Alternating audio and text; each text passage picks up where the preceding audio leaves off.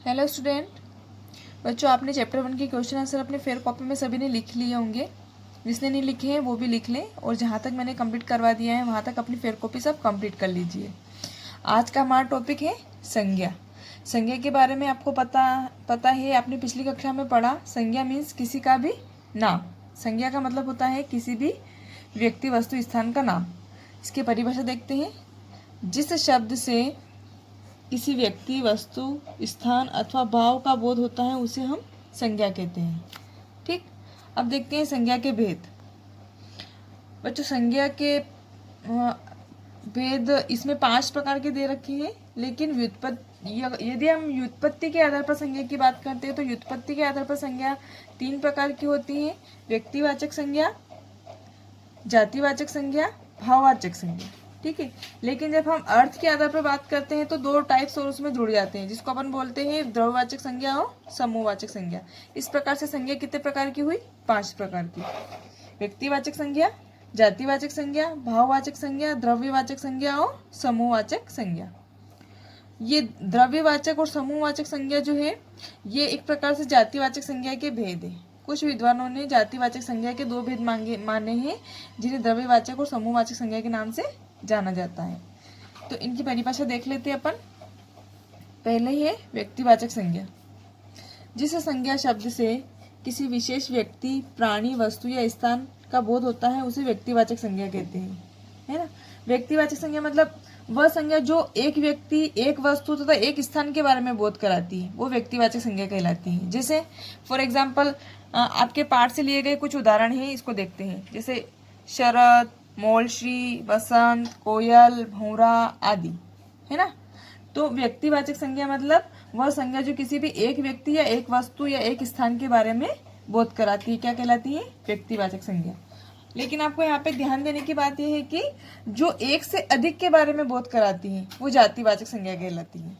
जहाँ पे एक व्यक्ति या वस्तु का बोध नहीं होकर एक से अधिक के बारे में बोध होता है वहां पर जातिवाचक संज्ञा होती है। चलिए देखते हैं जातिवाचक संज्ञा की परिभाषा।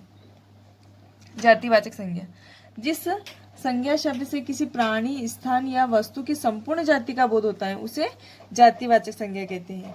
बच्चों, यहाँ पे संपूर्ण जाति का बोध हो रहा है, संपूर्ण जाति का बोध होता है मतलब कोई भी व्यक्ति है या वस्तु है या स्थान है उसकी संपूर्ण जाति का बोध होता है। जैसे एग्जाम्पल देखते हैं, फूल, राक्षस, पक्षी, बगीचा, बच्चा आदि। तो फूल मतलब किसी एक फूल की बात नहीं हो रही, फूल मतलब सारे पूरे समूह की बात हो रही है ना। पूरे समूह का बोध करा रही है, संपूर्ण जाति का बोध करा रही है, संपूर्ण जाति का बोध कराती है ना। जैसे पक्षी, तो पक्षी क्या संपूर्ण जाति का बोध करा रहा है। कोई एक पक्षी का नाम नहीं लिया है, तोता है, मीना है, ऐसा नहीं बोला है। क्या बोला है? पक्षी, मतलब पूरी संपूर्ण पक्षी जाति का बोध हो रहा है। समझ में आया? नेक्स्ट है भाववाचक संज्ञा। जिस संज्ञा शब्द से किसी व्यक्ति, वस्तु अथवा स्थान के गुण, दोष, दशा, अवस्था आदि का बोध होता है उसे भाववाचक संज्ञा कहते हैं।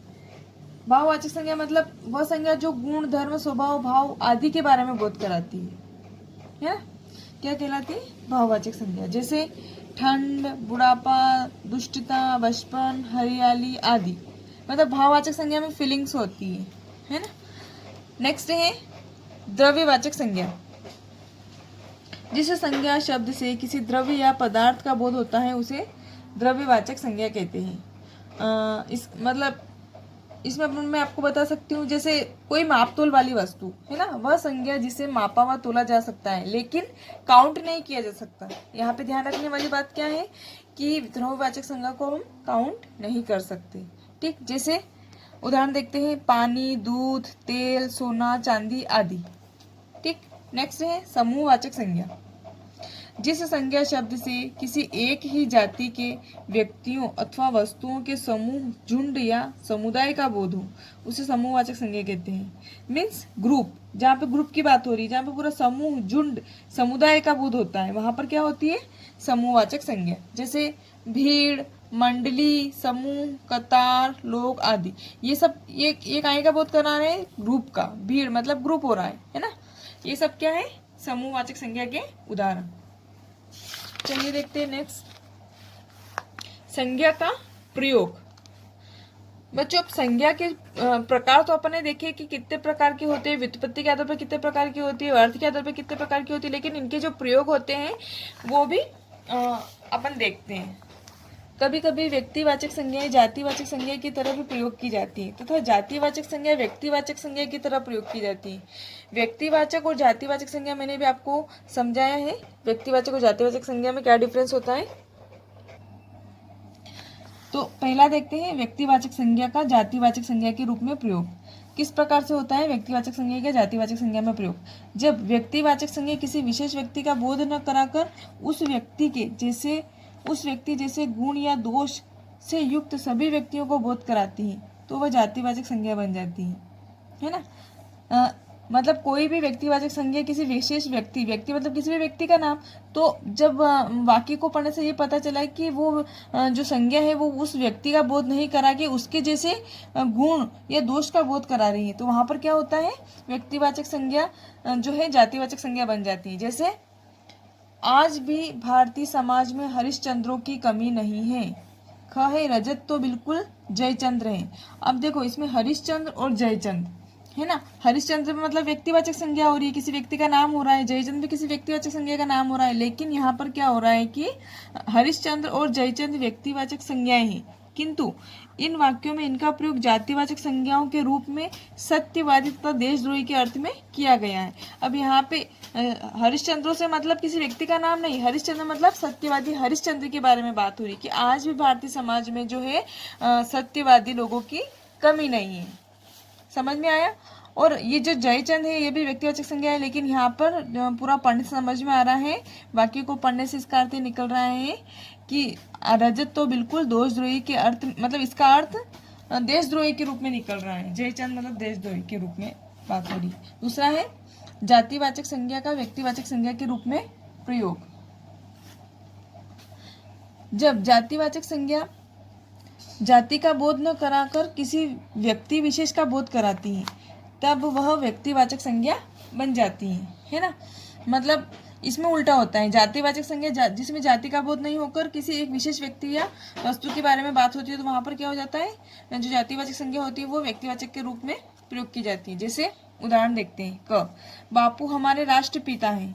ख भारत को स्वतंत्र कराने में नेताजी ने अपनी महत्वपूर्ण भूमिकाएं निभाई। अब इसमें भी देखते हैं बापू और नेताजी का क्या अर्थ निकल रहा है। बापू मतलब संपूर्ण जाति का बोध हो रहा है, तो यहाँ पर इसका अर्थ बापू से संपूर्ण जाति का नहीं होकर एक व्यक्तिवाचक संज्ञा के रूप में प्रयोग हो रहा है। और भारत को स्वतंत्र कराने में नेताजी मतलब संपूर्ण जाति का बोध हो रहा है, संपूर्ण नेता लोगों का बोध हो रहा है, लेकिन यहाँ पर नेताजी किसी एक व्यक्ति के बारे में बात हो रही है। नेताजी किसको बोलते हैं अपन, सुभाष चंद्र बोस को, और बापू किसको बोलते हैं, राष्ट्रपिता महात्मा गांधी को, है ना। जैसे बापू और नेताजी जातिवाचक संज्ञाएं हैं, किंतु इन वाक्यों में इनका प्रयोग व्यक्तिवाचक संज्ञाओं के रूप में क्रमशः राष्ट्रपिता महात्मा गांधी तथा सुभाष चंद्र बोस के लिए हुआ है। अब देखो बापू हमारे राष्ट्रपिता है, मतलब बापू कौन, महात्मा गांधी की बात हो रही है ना। तो यहाँ दिखने में ऐसा लग रहा है कि जातिवाचक संज्ञा है, लेकिन जब इसका अर्थ अपन इसको पढ़ते हैं वाक्य को तो अर्थ क्या पता चलता है, बापू किसी एक ही व्यक्ति की बात हो रही है। बापू तो अपन सिर्फ महात्मा गांधी को बोलते हैं, है ना। दूसरा है नेताजी। तो नेताजी भारत को स्वतंत्र कराने में नेताजी ने महत्वपूर्ण भूमिका निभाई। नेताजी मतलब कौन, सुभाष चंद्र बोस। अंडरस्टैंड। नेक्स्ट है भाववाचक संज्ञा का जातिवाचक संज्ञा के रूप में प्रयोग। यद्यपि भाववाचक संज्ञा का प्रयोग एक वचन के रूप में होता है, लेकिन जब किसी भाववाचक संज्ञा का प्रयोग बहुवचन के रूप में होता है तो वह जातिवाचक संज्ञा का रूप ले लेती है। जैसे बच्चों भाववाचक संज्ञा में क्या होता है, हमेशा भाववाचक संज्ञा होती है वो एक वचन में होती है, एक वचन में। लेकिन जब भाववाचक संज्ञा बहुवचन का रूप ले लेती है ना, तो वो वहां पर जातिवाचक संज्ञा का रूप लेती है। जब वो बहुवचन अगर भाववाचक है और बहुवचन के रूप में प्रयोग हुआ है तो वो जातिवाचक संज्ञा कहलाती है। जैसे समाज सुधारकों की अच्छाइयों को आज भी याद किया जाता है, सभी विद्यार्थियों ने विभिन्न दौड़ों में भाग लिया। अब देखो अच्छाइयों और दौड़ों का प्रयोग बहुवचन के रूप में हुआ है, ये भी बहुवचन है और ये भी बहुवचन है। अतः ये दोनों शब्द भाववाचक संज्ञा न होकर जातिवाचक संज्ञा के रूप में प्रयुक्त हुई है। मतलब देखने से तो लग रहा है कि अच्छाइयाँ बताई जा रही है, दौड़ बताई जा रही है, तो यहाँ पे अच्छाइयों से मतलब बहुवचन हो गया है, तो यहाँ पर भाववाचक संज्ञा नहीं होकर क्या हो जाएगी, जातिवाचक संज्ञा के रूप में इसका प्रयोग हो जाएगा। समझ में आ गया। अगला है विशेषण का जातिवाचक संज्ञा के रूप में प्रयोग। कभी कभी विशेषण का भी जातिवाचक संज्ञा के रूप में प्रयोग होता है। जैसे हमें कभी भी गरीबों को नहीं सताना चाहिए। ख है ग्रामीणों ने मिलकर घायल पथिक की रक्षा की। अब यहाँ पे देखो गरीबों और ग्रामीणों का प्रयोग क्रमशः गरीब लोगों तथा गांव में रहने वाले लोगों के लिए आया है। इस प्रकार यह विशेषण का प्रयोग जातिवाचक संज्ञा के रूप में हुआ है। कभी कभी जो विशेषण होते हैं उनका प्रयोग भी जातिवाचक संज्ञा के रूप में किया जाता है। ठीक, तो बच्चों आपको ये संज्ञा के बारे में जो मैं आपको समझाया समझ में आ गया होगा आपको। अब मैं आपको आओ करे 8 ये वाला आपको अपनी फेयर कॉपी में लिखना है। वाक्यों में रेखांकित शब्दों के मूल रूप और प्रयुक्त रूप तो बताइए। ये वाला आपको अपनी फेयर कॉपी में लिखना है। मैं भी आपको PDF में सेंड कर रही हूँ ये। और क्वेश्चन नंबर 9, निम्नलिखित शब्दों का प्रयोग जातिवाचक संज्ञा के रूप में कीजिए। ये भी आपको स्वयं करना है। मैं आपको इसका थोड़ी हिंट सेंड कर देती हूँ, वो आप देख के कर लीजिए। और आपको क्वेश्चन आंसर भी अपनी फेयर कॉपी में लिखना है। ठीक, thank you, have a nice day.